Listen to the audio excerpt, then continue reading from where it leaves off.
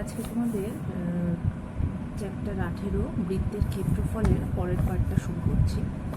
আচ্ছা, তোমরা যখন পরিসীমা পড়েছিলে, বৃত্তের পরিধি অর্থাৎ যেটা, সেখানে তোমরা এই জিনিসটা করেছিলে যে একটা বৃত্ত তার কেন্দ্রে কত ডিগ্রি কোণ তৈরি করে?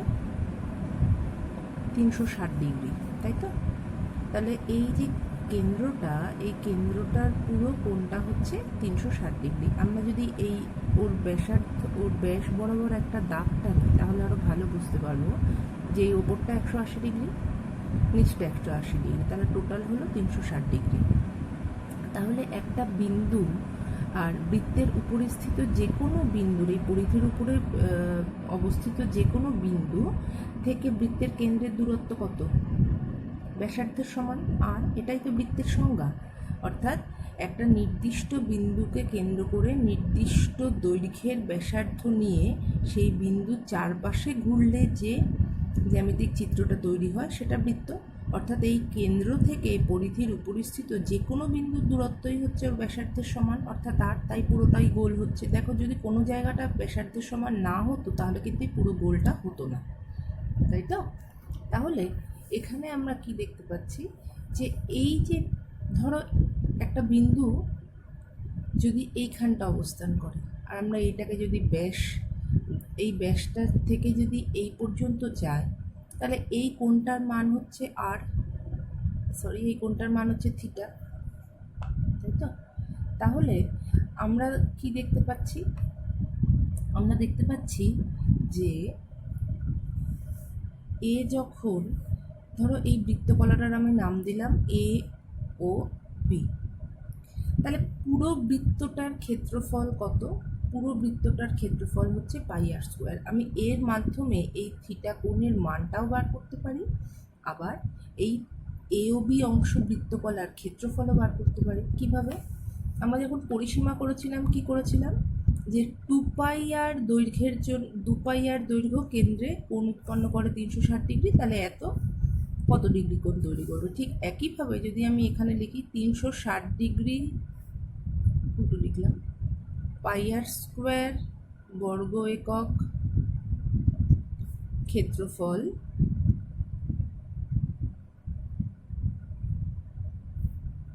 কেন্দ্রে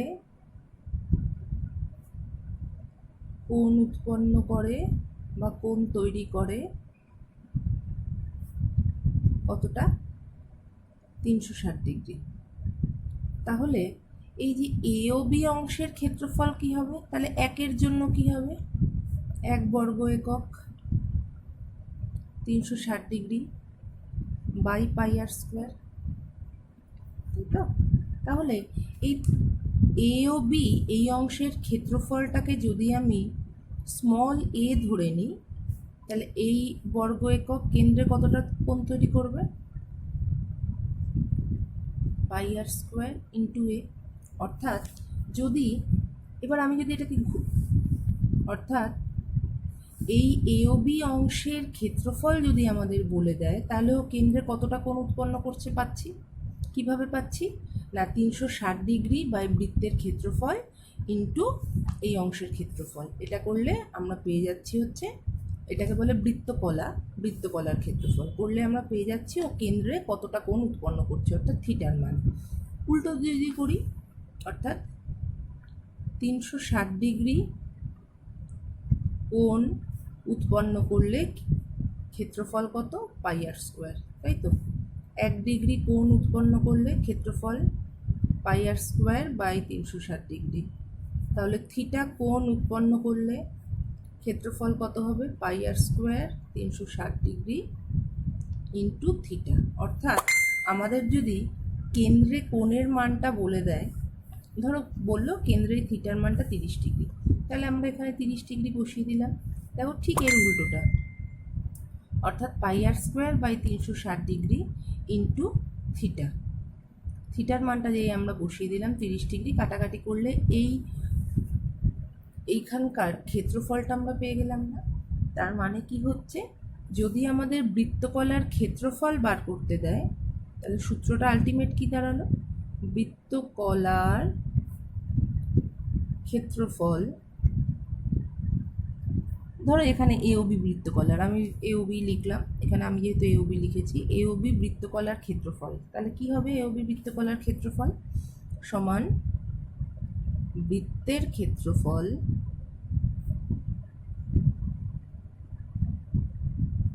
বাই 360 ইন্টু থিটা। থিটা মানে হচ্ছে এই এওবি কোণটার মান, এটা হচ্ছে ক্ষেত্রফল।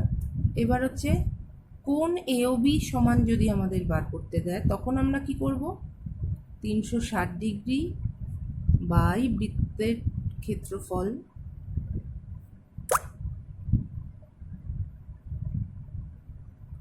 ইন্টু বৃত্তকলার ক্ষেত্রফল। অর্থাৎ এওবি অংশের ক্ষেত্রফলটা যদি আমাদের বলে দেয়, তাহলে আমরা কোণ এওবির মান বার করতে পারবো। যদি কোণ এওবির মানটা আমাদের বলে দেয়, তখন আমরা এই এওবি অংশের ক্ষেত্রফলটা বার করতে পারবো। এইটা হচ্ছে আমাদের এই অংশের সূত্র। আমি তোমাদের পার্ট পার্ট করে পড়াচ্ছি যাতে জিনিসগুলো বুঝতে তোমাদের সুবিধা হয়। আচ্ছা, এবারে দেখো, তাহলে ধরো তোমাদের কীরকমভাবে দিতে পারে, এই একটা বৃত্ত দিল, বৃত্তের নিশ্চয়ই আমাদের ব্যাসার্ধ বলে দেবে, না হলে আমাদের ক্ষেত্রফল বার করা সম্ভব না। বলল এই অংশের মান যদি 30 হয়, তাহলে এই বৃত্তকলাটার ক্ষেত্রফল কত, যখন এর ব্যাসার্ধ ধরো বললো 7, কথার কথা। তার মানে আমরা এখানে তাহলে বৃত্তের 7 যদি ব্যাসার্ধ হয়, বৃত্তের ক্ষেত্রফল পেয়ে গেলাম। তাহলে থিটার জায়গায় যদি 30 বসিয়ে দিই, এওবির ক্ষেত্রফল পেলাম। এবার উল্টে ধরো এই অংশটার ক্ষেত্রফল বলে দিল, সেইটা যদি আমরা এই সূত্রে বসিয়ে দিই, আর বৃত্তের ব্যাসার্ধ যখন 7 বলেছে, ক্ষেত্রফল পেয়ে যাব, তাহলে এওবি কোণের মান বার করতে পারবো। ঠিক আছে, এবারে দেখো, যেটা তোমাদের আমি 2 নম্বর ছবিটা আগে বলছি। 1 নম্বর 13-র 2 নম্বর ছবিটা, 1 নম্বর ছবিটা কিন্তু আমি তোমাদের এখনো করাইনি। এই সূত্রগুলো একটু অন্যরকম, তাই এগুলো তোমরা একটুখানি করেছিলে পরিসীমা অংশে। আচ্ছা, ধরো এই যে ছবিটা দেখতে পাচ্ছ, এর মাঝখানে একটা কি করেছে, একটা বর্গক্ষেত্র এঁকেছে। বর্গক্ষেত্রগুলো কিভাবে এঁকেছে, না এই বৃত্তের এই কেন্দ্র থেকে এই কেন্দ্র যোগ করে, প্রত্যেকটা বৃত্তের কেন্দ্র যোগ করে একটা বর্গক্ষেত্র এঁকেছে। আমাদের কি বলেছে, রেখাঙ্কিত অঞ্চলের ক্ষেত্রফল হিসেব করে লিখি। আমাদের কিন্তু এই সাদা অংশের ক্ষেত্রফল বার করতে দেয়নি। আচ্ছা, রেখাঙ্কিত অঞ্চলের ক্ষেত্রফল বার করে লিখি। ধরো প্রত্যেকটা বৃত্তের ব্যাসার্ধ সমান বলে দিয়েছে, তাহলে এই যে তার থেকে এই সাদা অংশটার ক্ষেত্রফলটা যদি আমরা বাদ দিতে পারি, প্রত্যেকটা ক্ষেত্রেই সাদা অংশের ক্ষেত্রফল সমান হবে। কারণ দেখো, প্রত্যেকটা ক্ষেত্রেই এই কেন্দ্রের কোণটা হচ্ছে সমান। এখানে কত আছে, এটা 90 আছে। তাহলে আমরা যখন বৃত্তগুলোর ব্যাসার্ধ জানি, তাহলে আমরা কি করব, 13-র 2 নম্বর, তাহলে বৃত্তের ব্যাসার্ধ কত, বৃত্তের ব্যাসার্ধ হচ্ছে 3.5 সেমি। তাহলে ক্ষেত্রফল কত হবে,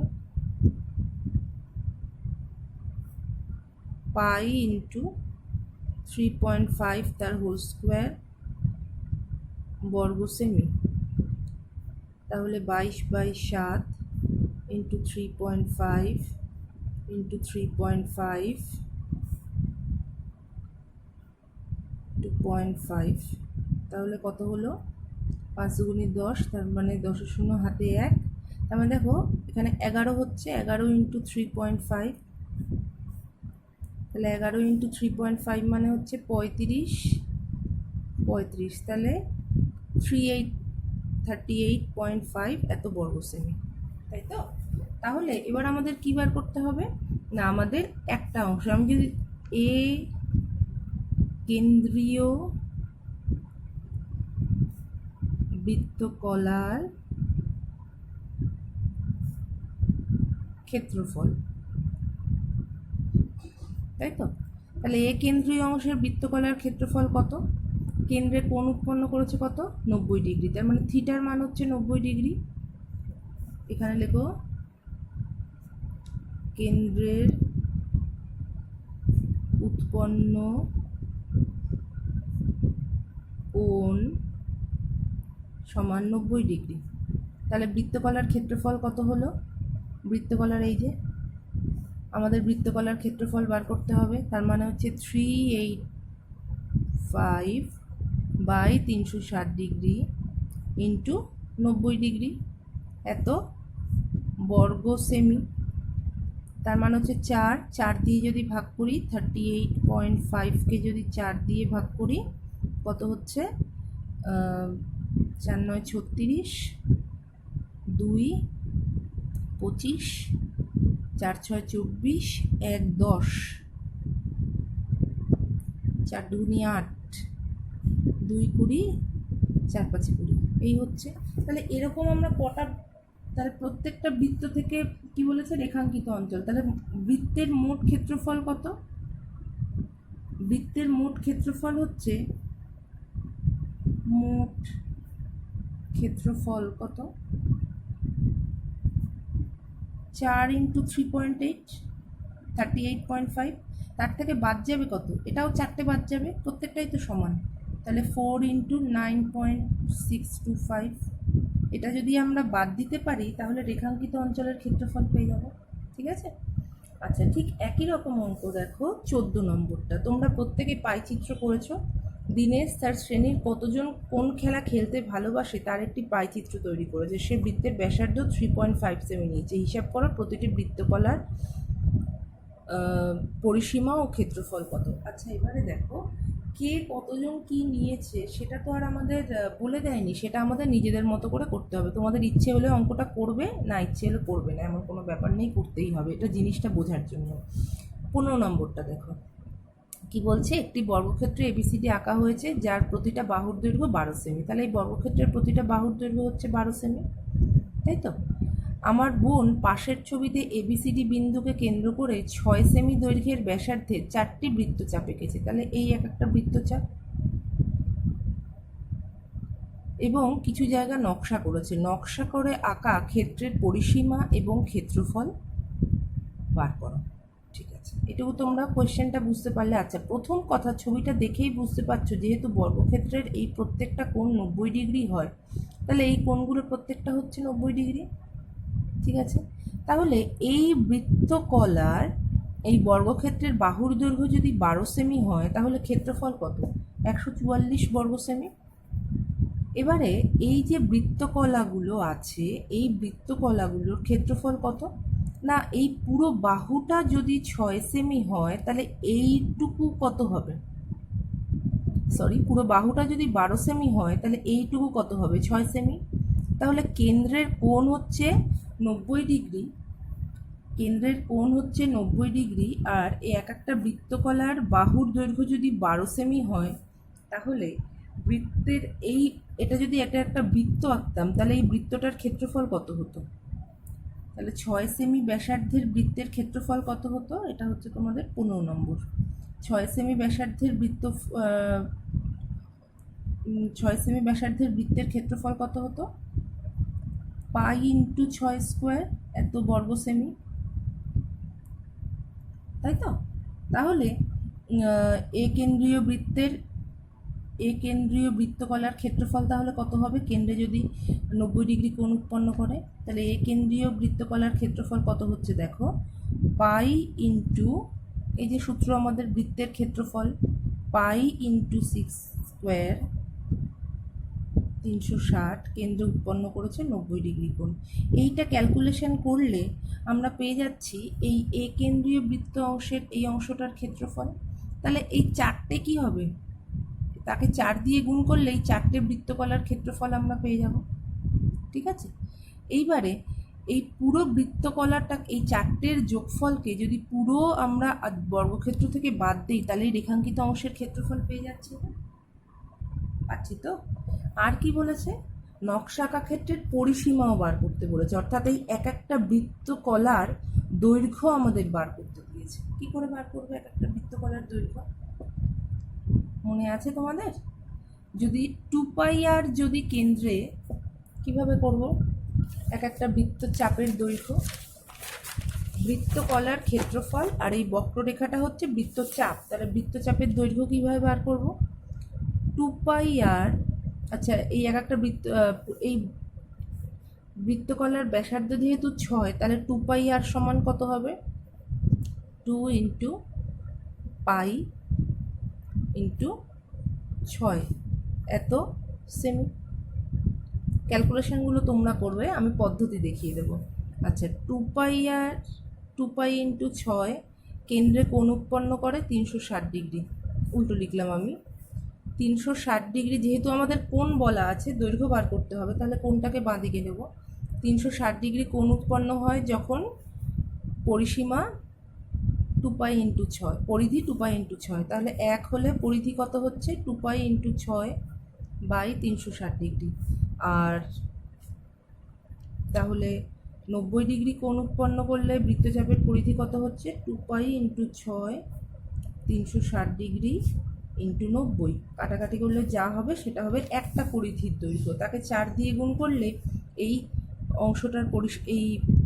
অংশটার আমরা পরিসীমা পেয়ে যাচ্ছি। ঠিক আছে, এইভাবে এটা করবে। আচ্ছা, এর সাথে তোমরা যেটা করবে সেটা হচ্ছে 11 নম্বর আর 12 নম্বর অঙ্কটা সম্ভবত আগের দিন করানো হয়নি। 11 নম্বর অঙ্কটা তোমরা অনেকবার করেছো, যে আজ আমার বন্ধু একই বেগে দৌড়ে স্কুলের বৃত্তাকার মাঠটি যে সময় একবার প্রদক্ষিণ করলো ব্যাস বরাবর দৌড়নো তে তার 30 সেকেন্ড কম সময় নিল। এগুলো আমরা আগে করেছিলাম। স্কুলের মাঠের ক্ষেত্রফল কত, আমার মনে তোমরা পরিধিতে এই অঙ্কগুলো করেছিলে। অর্থাৎ 30 সেকেন্ড কম সময় নিল, তাহলে 30 সেকেন্ডেও কতটা পথ যায়? সেকেন্ডে যদি 90 মিটার যায়, তাহলে 30 সেকেন্ডে যাবে 30 ইন্টু 90 এত মিটার, তাই 3 9 2700 মিটার। তাহলে সেটা ডিফারেন্স কার কার মধ্যে? না পরিধি বরাবর গেল আর ব্যাস বরাবর গেল। কখন কম সময় লাগলো? খুব স্বাভাবিক, ব্যাস বরাবর 30 সেকেন্ড কম সময় লাগলো, তাহলে এই দুটোর মধ্যে ডিফারেন্স হচ্ছে এটা। তাহলে এখান থেকে আমরা আর এর মান যদি বার করতে পারি, ক্ষেত্রফল বার করতে পারবো। 12 নম্বরটা কি দিয়েছে? বকুলতলার বৃত্তাকার মাঠের বাইরের চারিদিকটি একটি সমপরিসরের রাস্তা আছে। এই অঙ্ক তোমরা করেছো আগে। কি বলছে? যে মাঠের চারিদিকে একটি সমপরিসরের রাস্তা আছে, তাই তো? এই যদি একটা মাঠ হয়, তার চারিদিকে সমপরিসরের রাস্তা আছে, তাহলে এই সমপরিসরের রাস্তা আছে, বাইরের সীমারেখার দৈর্ঘ্য এবং অর্থাৎ এইটা বলেছে বাইরের সীমারেখার দৈর্ঘ্য। বাইরের সীমারেখার দৈর্ঘ্য মানে হচ্ছে 2 পাই, ধরো আমি R1 ধরলাম বাইরের বৃত্তের ব্যাসার্ধ। ভেতরের সীমারেখার দৈর্ঘ্য কি হবে?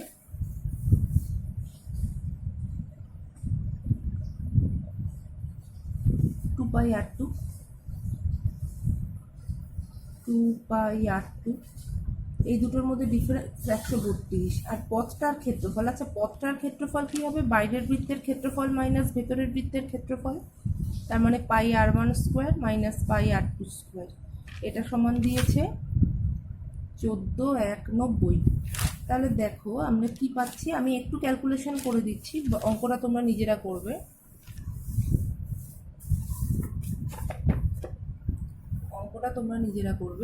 তাহলে প্রথমটা থেকে কি পাচ্ছি?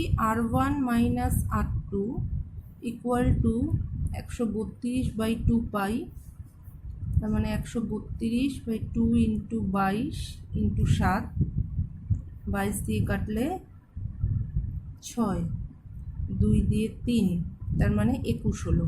তাহলে R1 minus R2 equal to 21, এটা 1 নম্বর সমীকরণ। এখান থেকে আমরা কি পাচ্ছি?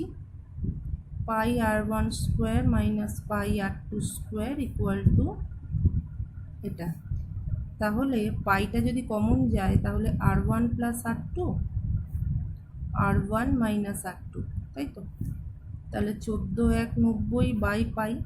আচ্ছা, এখানে আমরা আরেকটা কি করতে পারি? R1 মাইনাস R2 মানটাও বসিয়ে দিতে পারি। তাহলে এখান থেকে আমরা কি পাবো? R1 প্লাস R2 মান।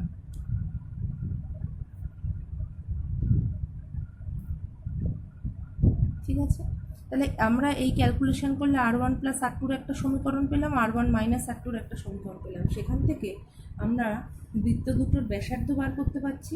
তাহলে বৃত্তাকার মাঠ কোনটা? বৃত্তাকার মাঠ তো এই ভেতরেরটা, তাহলে বৃত্তাকার মাঠের ক্ষেত্রফল কোনটা হবে? এই যে R2 যার ব্যাসার্ধ, বড়টাকে তো পথ সহ ব্যাসার্ধ তো আমরা R1 ধরেছি। কিভাবে লিখবো? মনে করে বৃত্তটির ব্যাসার্ধ, মনে করে বৃত্তাকার মাঠের ব্যাসার্ধ R1 R2 এবং পথসহ বৃত্তাকার মাঠের ব্যাসার্ধ R1 বলে আমরা এইভাবে অঙ্কটা করব। ঠিক আছে, আর এই পর্যন্ত তাহলে আজকে করো। তোমরা এর সাথে করবে 18 নম্বর অঙ্কটা। 18 নম্বর অঙ্ক তোমরা পারবে। বালা কিনে হাতা পড়েছে, বালাটিতে ঠিক একই অঙ্ক, এতটা ধাতু আছে। আচ্ছা, বালায় যদি ধাতু থাকে তার মানে বালা তোমরা চুরি পরো প্রত্যেকে, একটু মোটা হয়, যে অংশটা আমাদের হাতের ভেতরে থাকে আর কিছুটা অংশ উঁচু হয়ে থাকে, তাহলে ধাতু এই অংশে আছে। তাহলে বড় বৃত্তের ক্ষেত্রফল মাইনাস যদি ছোট বৃত্তের ক্ষেত্রফল বলি, তাহলে সেখান থেকে আমরা বহির্ব্যাস বলে দিয়েছি, অর্থাৎ বড় বৃত্তের ব্যাসার্ধ বলে দিয়েছি। বড় বৃত্তের ব্যাসার্ধ মাইনাস ছোট বৃত্তের ব্যাসার্ধ করলে আমরা ধাতুর ক্ষেত্রফল পেয়ে যাচ্ছি। তাহলে 18 নম্বর অঙ্কটা করবে। 16 আমি এখনো করাইনি। আর ঠিক আছে, এই পর্যন্তই তোমরা অঙ্কগুলো করবে। পরের দিন আমি 17 থেকে 17-র ছবিগুলো করাবো। এই ছবিগুলো একটু অন্যরকম।